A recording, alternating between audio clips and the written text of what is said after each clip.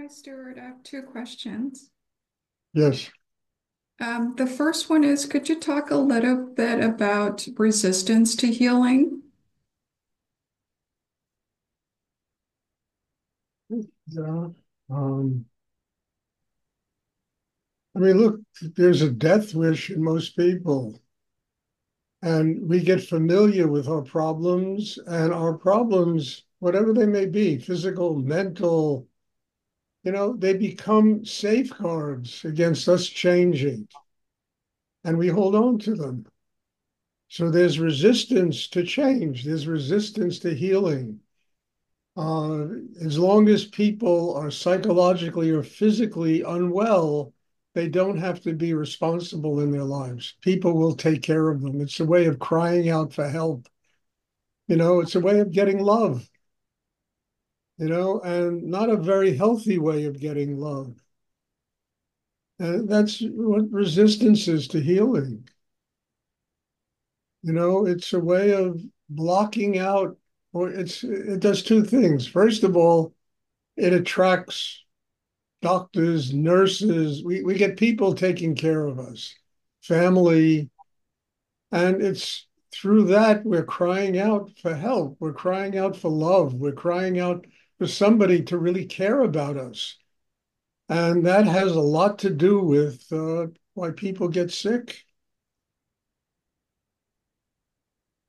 and of course, there's a much healthier way of doing it, opening your heart, learning how to love, learning how to have compassion, learning how to interact with other human beings in a very healthy way, learning how to develop your own humanity is a way of healing yourself and at the same time developing your capacity as a human being. So illness, look, I spent time in hospitals, not only I had, surgeries and things like that. But on top of it, I remember going to hospitals and doing healing work with people that I knew that needed help, and I would step in the hospital, and all I heard in those places was this silent cry for help, a cry, somebody love me, somebody take care of me. And if I can't get it from my own family, I'll get it from doctors and nurses, and I will get sick just to attract that kind of attention. It's kind of a terrible thing, I don't know what to say about it other than so many people do it because they need attention. They need people to take care of them. And mostly in life, we ignore other people. We don't take care. We don't want to be bothered with their problems. So the problems get serious enough to where doctors and nurses take care of them. They get somebody to truly take care of them. And that is serious resistance to healing because people are desperate for love. They're desperate for somebody to say, I'm here for you. I love you. I will take care of you. I will go out of my way for you. This is not an easy thing to deal with, but it's so prevalent in the lives of so many people. You just go into a hospital one day and close your eyes for a minute and listen to that cry there, that unbelievably silent cry amidst all of the pitter patter of people saying, help me, show me that you care about me. And the resistance to get well is a way of sustaining that care, that love that people can have a very difficult time getting in their ordinary life.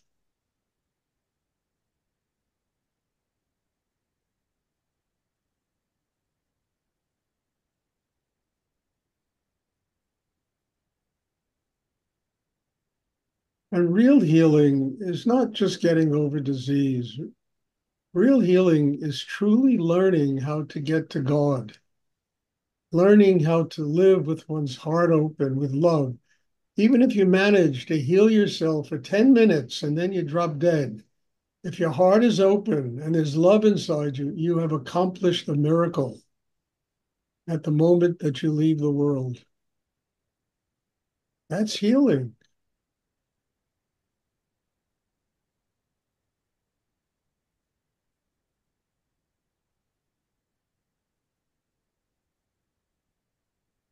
Thank you, Stuart. For my second question, it's about releasing ancestral trauma. It's something I've been, Well, that's another element of healing. mhm. Ancestral trauma is a big problem in the lives of just about everybody. The way we were treated when we grew up, the rules, the regulations, the way we were indoctrinated into our parents' way of seeing the world, which takes away our own creative input into the world. We are creatures of habit, and our parents mold us in certain ways to look at life, religious things, kinds of stuff, economic things, marital things, and we become so structured inside ourselves because of this. And not only our parents, the society, the where we grow up, and the way people function where we grow up, their convictions, what they think is right and wrong, and these all these things creep into us and they mold us as human beings. And part of doing deep meditation is getting free of that. I told somebody the other day, become a wild child for 2 weeks. Get free of all of that structure that has been built into you by people that never truly looked inside you to see how you can live creatively. And we all have it. I know I had it. I had to become a wild child for 10 years. I really did. I had to completely reject everything, run away, hitchhiking around the world, looking for Stuart. You know? Of course, I didn't find Stuart until I was capable of staying home and learning a meditation practice that let me really get to the depths of who I was as a human being. But I needed that space, that distance from all of the structure that was being put into me when I was younger, because I didn't know what was right or wrong. But I had family that did know what was right or wrong, and they imposed it on me all the time. And I became a rebel.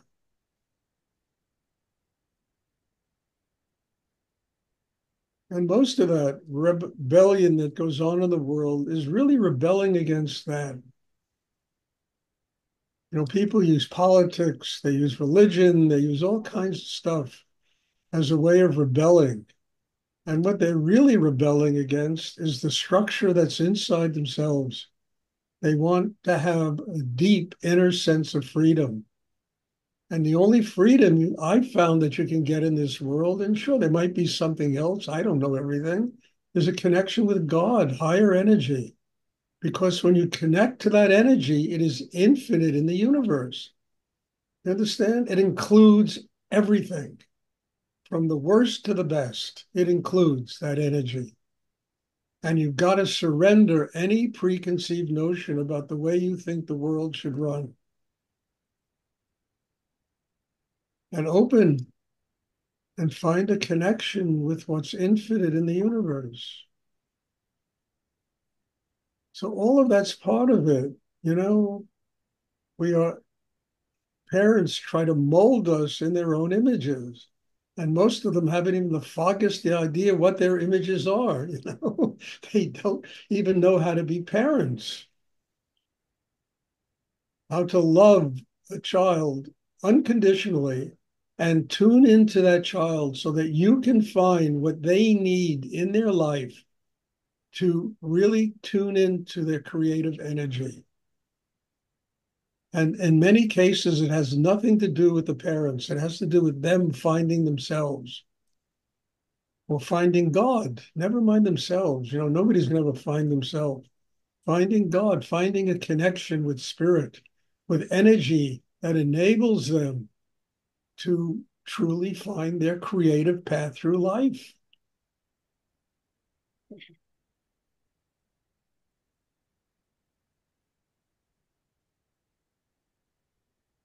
Now, this isn't easy to do. It's not, because we're up against one person only, ourselves. That's who we're up against to do what I'm talking about.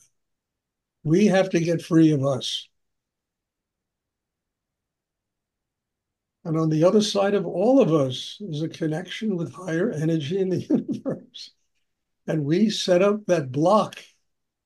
You understand that refusing to truly be, goes back to your first question, Master, refusing to truly be healed, you know, by not connecting to what's infinite in the universe that will nurture us and give us the strength, the health, the freedom to truly find our own creativity.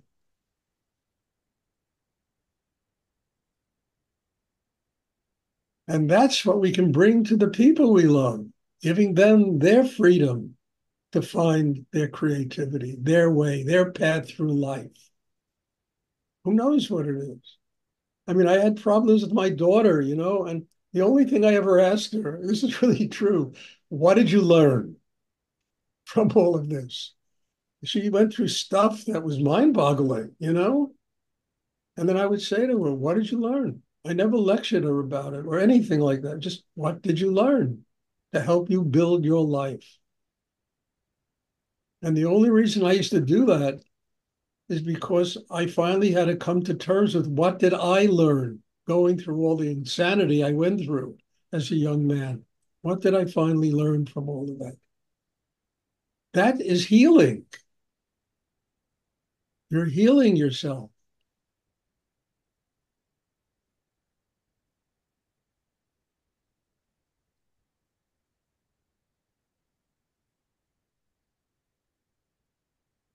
Sort of a related question. Does healing yourself or resisting to healing usually involve headaches? Sometimes healing involves headaches because your head is opening up and there's the resistance to the opening that creates the headache. Mm. I mean, look, my head is nothing like it was when I was 28 years old. I mean, there's all these marks here of phoenix birds and third eyes, and I mean, and all of that was a product of me overcoming my resistance to my spiritual practice. And I had headaches. I still get headaches because it still continues to open, but I don't worry about them anymore. And I've learned a very good way to get rid of headaches is just open your heart. Open your, just feel love inside yourself. Feel gratitude. Your headaches will go right away. I mean that. Because most headaches are really heartaches. You Mm. close up inside, and then all that, it's like the plumbing. I always, like the plumbing in a house, it gets stuffed up and everything comes up to the head.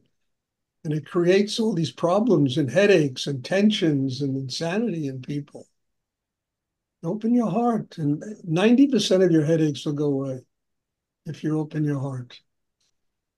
Feel love inside you, feel joy, gratitude. Gets rid of a lot of headaches. Suddenly you can accept all the things that bother you and they no longer bother you. In fact, you're thankful to them because they made you open inside.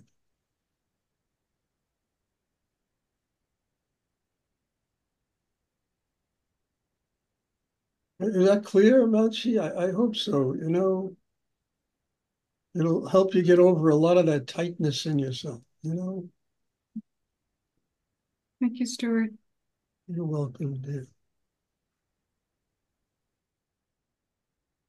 I mean, years ago, you always told me you want two children. You got two children now. Just look at those kids and be grateful. They are absolutely a gift from God. It's what you've always wanted in your life, and you have it. Don't let them be a headache. Let them just be grateful for them.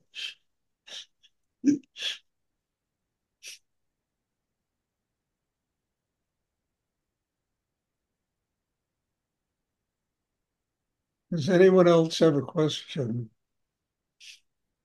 Look, things are changing. Even what's coming out of me is changing, you know? We had an amazing weekend last weekend. It was so powerful and deep and transformative. I know I say this after every retreat, but it's true. It's really true, you know? And I'm hoping you all can start making these things. I mean, 8 people showed up for this retreat. It was a little bit discouraging at first. And then I overcoming that became a miracle weekend, a truly miracle weekend. Right now I'm having another one in February for Rudy Samadhi, and there are 12 people that have already signed up for this thing. So if you want to come, you better sign up quickly because I have a feeling we're going to reach the limit pretty quickly with this. Does anyone else have a question they would like to ask? I mean, if it's too much, I mean, Danielle, I don't expect you to attend my retreat. You got to really take care of yourself and get completely well. It's a big trip from Israel, but does anyone else have a question they would like to ask?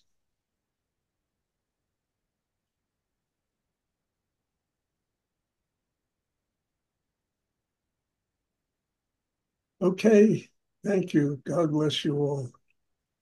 I'm glad you're here to begin to get the kind of changes that are taking place, and I hope they truly help you functioning in your own lives. So God bless you, and I'm looking forward to seeing everybody on Thursday. Thank you very much, Stuart. Thank you. Bye. Thank you, Stuart.